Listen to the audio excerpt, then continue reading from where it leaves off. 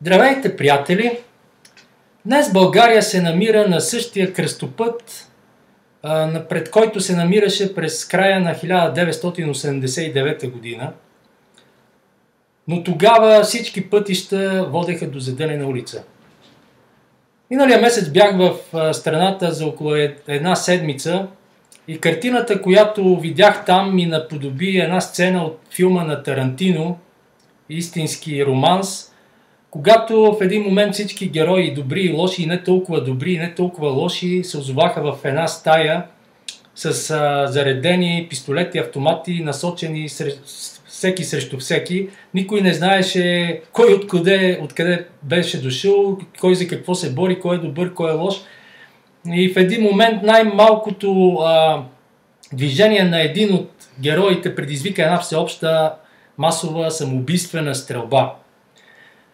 В България тази стрелба все още не е започнала, но положението се влошава със всеки изминал ден. Икономическо и погледнато икономически и политически.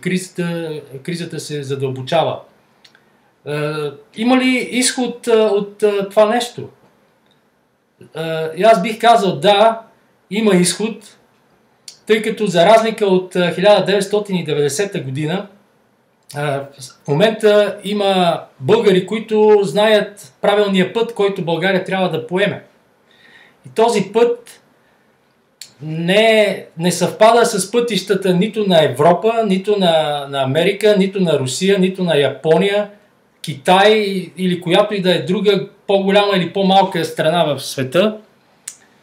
България има собствен път. България разполага с всички необходими природни ресурси, дадености, хора, необходими за работата на икономиката по начин, задоволяващ всички нормални потребности на българите, на всеки един член от нашето общество, от работника в предприятието до собственика на това предприятие. Какво ни пречи тогава да постигнем този резултат? Аз ще ви кажа. На първо място пречката е в това, че в България няма нито една политическа партия, чиято икономическа платформа да е изградена на базата на познание на съвременната парична система. И второ, няма партия, която да приложи тези знания за общата кауза, за общото благо. Тези от вас, които познават теорията на свободните национални валути, знаят много добре за какво говоря в момента. България трябва да премахне някои пречки, които стоят които пречат това нещо да се осъществи, тази политика. А също така на България е нужна коренна промяна в законодателството, свързано с икономиката. Тук искам да ги подчертая, не искам да пропусна някой от тях. На първо място България трябва да бъде издател на българския лев, който свободно да се търгува при плаващ курс на международните валутни пазари. Второ, България се нуждае от ново банково законодателство, което да предотврати злоупотребите с издаваните заеми от страна на търговските банки, които до голяма степен доведоха до срива на лева през 1997 година и до хиперинфлацията, когато един долар започва да се търгува за 3000 лева в един момент. Трето, България се нуждае от коренни промени в данъчното законодателство. То трябва да бъде изградено на базата на познанието на модерната парична система. Четвърто, България се нуждае от постоянна правителствена програма за гарантирана заетост, заплатите и бенефитите, по която стават автоматично минималната за страната работна заплата. Пето, България се нуждае от нова здравна и образователна система, но този път, изхождайки от това, че тези, особено здравната система, са обществени приоритети на всяко нормално общество. И в този смисъл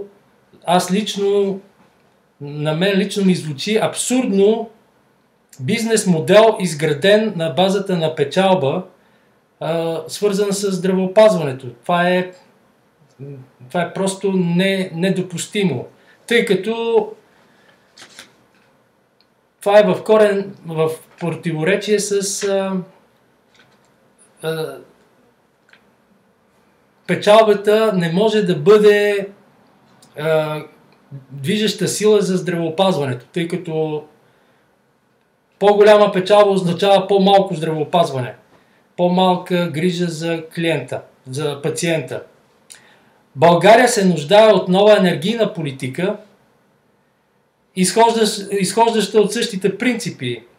Всичко свързано с енергията, природните ресурси, природата на България, това са обществени и трябва да бъдат обществен монопол. За съжаление, в България все още няма политическа партия, на която да можем да разчитаме за прилагането на горните мерки. Но това обаче е въпрос само на време за създаването на такава партия.